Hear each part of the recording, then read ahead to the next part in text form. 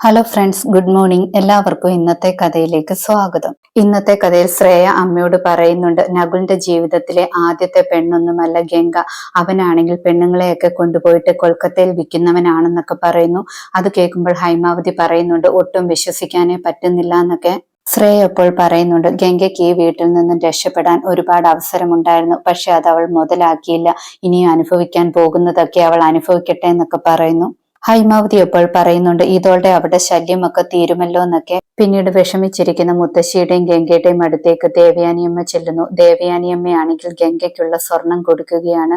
അത് കാണുമ്പോൾ മുത്തശ്ശിക്ക് ഒരുപാട് സന്തോഷമാകുന്നു. മുത്തശ്ശി പറയുന്നുണ്ട്, ഞാൻ ഗംഗയ്ക്ക് വേണ്ടി ഒന്നും കരുതിയില്ലല്ലോ എന്നൊക്കെ പറഞ്ഞിട്ട് വിഷമിക്കുകയായിരുന്നു എന്നൊക്കെ.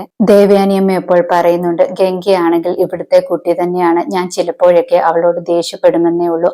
അവൾക്ക് വേണ്ടിയാണ് ഇതൊക്കെ എന്നൊക്കെ പറയുന്നു. മുത്തശ്ശി ദേവയാനിയമ്മയുടെ അനുഗ്രഹമൊക്കെ വാങ്ങാൻ ഗംഗയോട് പറയുന്നു. ഗംഗ അനുഗ്രഹം വാങ്ങുന്നു. ദേവയാനിയമ്മ പോയതിനു ശേഷം മുത്തശ്ശി പറയുന്നുണ്ട്, എല്ലാം പരമശിവൻ കാത്തെന്നൊക്കെ. ഗംഗ അപ്പോൾ ചോദിക്കുന്നുണ്ട്, ഇതിന്റെയൊക്കെ ആവശ്യമുണ്ടായിരുന്നോ എന്നൊക്കെ. പിന്നെ കാണിക്കുന്നത് മുത്തശ്ശിയാണെങ്കിൽ മഹിയുടെ അടുത്തേക്ക് ചെല്ലുന്നു. മഹിയോടാണെങ്കിൽ മുത്തശ്ശി അപേക്ഷിക്കുന്നുണ്ട്, എന്റെ കുഞ്ഞിന് തടസ്സമായിട്ട് നീയും നിന്റെ മകളും ഉണ്ടാകരുതെന്നൊക്കെ പറയുന്നു. ഇത്രയും കാലം ഞാൻ ജീവിച്ചിരുന്നത് തന്നെ ഗംഗയുടെ ഒരു നല്ല ജീവിതത്തിനു വേണ്ടിയാണ്. അതിന് നിങ്ങൾ ആരും തടസ്സമാകരുതെന്നൊക്കെ പറയുന്നുണ്ട്. ഈ മുത്തശ്ശിയോട് ദേഷ്യമൊന്നും തോന്നരുതെന്നൊക്കെ പറയുന്നുണ്ട്. മഹി അപ്പോൾ പറയുന്നുണ്ട്, എനിക്ക് മുത്തശ്ശിയെ മനസ്സിലാകും. മുത്തശ്ശി ഒന്നുകൊണ്ടും പേടിക്കേണ്ട. ഞാനോ എന്റെ മകളോ ഒന്നിനും തടസ്സമാകില്ല എന്നൊക്കെ പറയുന്നു. പിന്നീട് ഗംഗയാണെങ്കിൽ പരമശിവനോട് പ്രാർത്ഥിക്കുന്നുണ്ട്, എനിക്കാണെങ്കിൽ ഈ വീട്ടിൽ നിന്നും മഹിയേട്ടനെയും അതുപോലെ മാളൂനെയും വിട്ടുപോകാൻ ഒട്ടും ഇഷ്ടമല്ല. എന്നെ എന്തിനാണ് ഇങ്ങനെ പരീക്ഷിക്കുന്നതെന്നൊക്കെ പറഞ്ഞിട്ട് ദൈവത്തെ പ്രാർത്ഥിച്ച് കരയുകയാണ്. അടുത്ത ദിവസം നകുലും നകുലിന്റെ അമ്മയും എല്ലാവരും വിവാഹ നിശ്ചയത്തിന് വേണ്ടി മഹിയുടെ വീട്ടിലേക്ക് വരുന്നു. മഹിയുടെ വീട്ടിലുള്ളവരെല്ലാം അവരെ സ്വീകരിക്കുന്നു. ശ്രേയയും രേഷ്മയും ഗംഗയുടെ റൂമിലേക്ക് ചെന്നിട്ട് ഗംഗയെ കൂട്ടിയിട്ട് പോയിട്ട് ഗംഗയെ ഒരുക്കി റെഡിയാക്കുന്നു.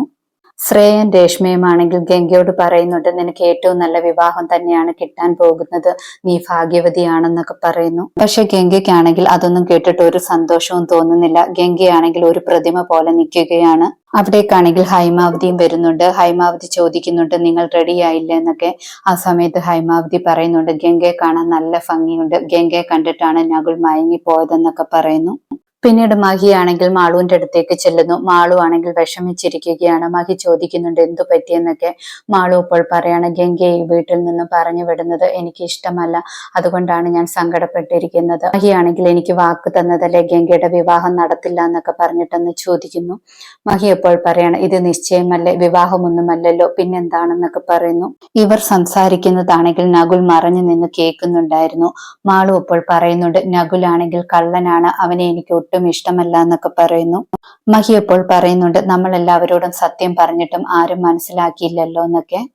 ആ സമയത്ത് ഗംഗ അവിടേക്ക് വരുന്നുണ്ട്. ഗംഗയെ കാണുന്നത് നകുൽ അവിടെ നിന്നും മാറുന്നു. ഗംഗയാണെങ്കിൽ മഹിയുടെ അടുത്ത് വന്നിട്ട് പറയുന്നുണ്ട്, മഹിയേട്ടന്റെ അനുഗ്രഹം വേണമെന്ന്. അത് കേൾക്കുമ്പോൾ മാളു പറയുന്നുണ്ട്, ഒരനുഗ്രഹവും തരത്തില്ല, ഗംഗ ഇവിടെ നിന്നും പോകണ്ട, എനിക്ക് ഇഷ്ടമല്ല എന്നൊക്കെ പറയുന്നു. മാളു ആണെങ്കിൽ മഹിയോട് പറയാണ്, മഹിയാണെങ്കിൽ ഗംഗയെ വിവാഹം കഴിച്ചാൽ മതി, അങ്ങനെയാണെങ്കിൽ ഗംഗ ഇവിടെ നിന്നും പോകില്ലല്ലോ എന്നൊക്കെ പറയുന്നു. ഗംഗ മാളു പറയുന്നത് കേട്ടിട്ടാണെങ്കിൽ മഹിയോട് പറയാണ്, എനിക്കൊരു കാര്യം പറയാനുണ്ടെന്ന്. അങ്ങനെ സംസാരിക്കുമ്പോഴേക്കും മുത്തശ്ശിയാണെങ്കിൽ പെട്ടെന്ന് അവിടേക്ക് വരുന്നു. മുത്തശ്ശി ഗംഗയോട് ചോദിക്കുകയാണ്, നീ എന്താണ് ഇവിടെയെന്ന്. ഗംഗ അപ്പോൾ പറയുന്നുണ്ട്, മഹിയേട്ടന്റെ അനുഗ്രഹം വാങ്ങാൻ വന്നതാണെന്ന്. മുത്തശ്ശി അപ്പോൾ പറയുന്നുണ്ട്, പെട്ടെന്ന് അനുഗ്രഹമൊക്കെ വാങ്ങിയിട്ട് താഴേക്ക് വരാനെന്ന്. ഗംഗ മഹിയുടെ കാലിൽ തൊട്ടു തൊഴുന്നു. ഇതോടെ ഇന്നത്തെ കഥ അവസാനിക്കുന്നു. പുതിയൊരു കഥയുമായി വീണ്ടും കാണാം. താങ്ക്